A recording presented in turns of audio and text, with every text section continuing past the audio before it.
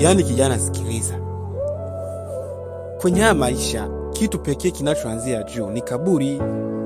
Vitu vingine vyote huanzia chini. Nashangaa kuona umevaa nguo za bei mbaya, za bei kali, lakini choo chenu hakina hata dareti. Sasa hapa ndo nagundua kwamba waliosema washamba hawaelewi walikuwa wanamaanisha. Sasa mtu aache kuvaa unyama. Kuvaa sijakataa, ila kumbuka unaishi kwenye mazingira gani. Na kingine mwanangu, acha kunywa hizo pombe, hazitakufikisha popote. Hapa ndo nagundua kwamba waliosema akili ni nywele walikosea sana. Akili sio nywele. Sasa unaniambia kwamba pombe hazitanifikisha popote. Kwani wewe ambaye unakunywa soda kila siku, unakunywa maji, amekufikisha wapi?